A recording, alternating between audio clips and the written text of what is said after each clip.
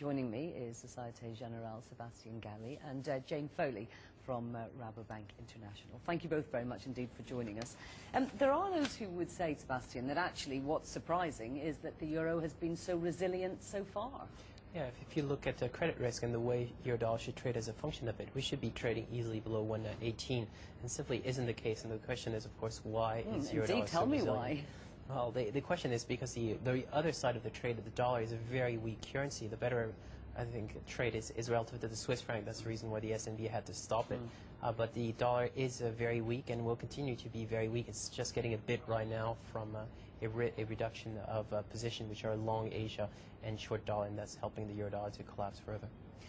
Jane, the idea that the Eurozone may collapse or that Greece, for example, may have to leave the euro, do you see that that's priced in at the moment to where the euro is? I don't think it's priced in now. To be honest, I would imagine that the majority of participants out there, particularly maybe in Saudi or in the US and in Europe, do believe that the system will pull through, which is actually our view as well.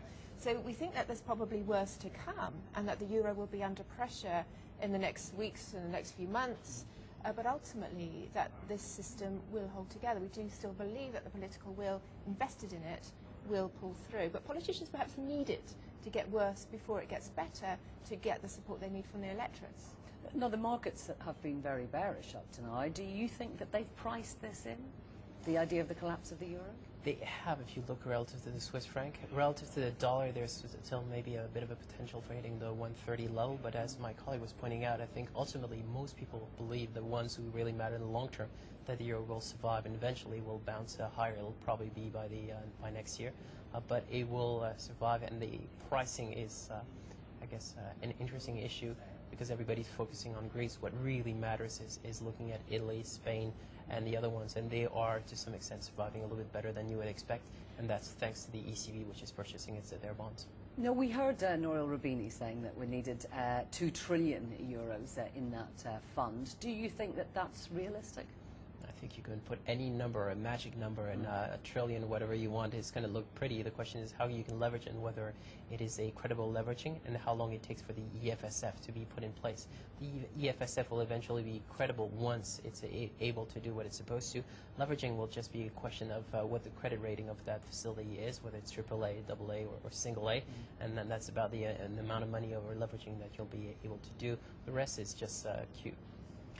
Do you agree that actually if we didn't have such weak fundamentals on the US dollar, that we'd probably be seeing the euro lower against? Absolutely. In fact, if you go up to right at the beginning of September, the US dollar was the worst performing currency year to date. So really it has been this demand for liquidity over the last few weeks that really has driven the dollar higher. But the US weak fundamentals remain very much intact. You've got very weak growth, you've got a Federal Reserve which is going to weaken further, and you've got question marks over the US fiscal position as well. I mean, that is hardly pretty.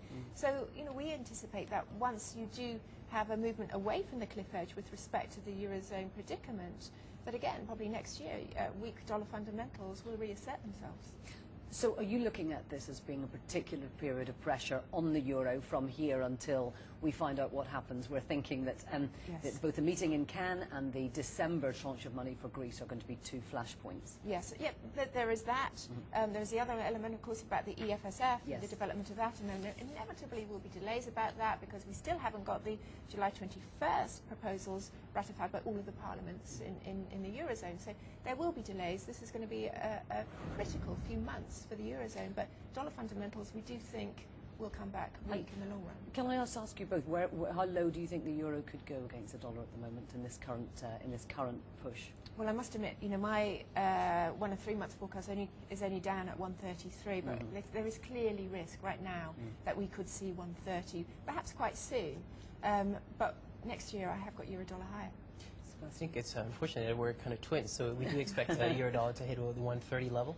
We are extremely prudent. It's going to take a lot for euro dollar to collapse much lower. It takes large-scale disruptions in dollar forwards, but that means the Fed will eventually have to intervene to open new lines. We think that eventually going into next year, euro dollar will nicely bounce higher at this point in time. So there's some downside in your dollar. The market is extremely heavily positioned in it, both on spot and vol space, which leaves it at risk. But these risks are not going to be revealed anytime soon.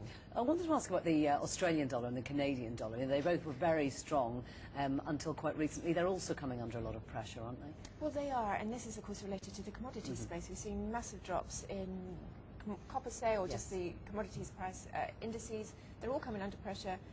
Oil, also for Canada, under pressure, so they're coming off naturally. But again, when you've been looking at, say, Aussie dollar throughout most of this year, people have been looking at it as a strong currency. But of course, we were looking at dollar weakness. And in fact, as we stand right now, the Aussie dollar is now the weakest performing G10 currency year to date.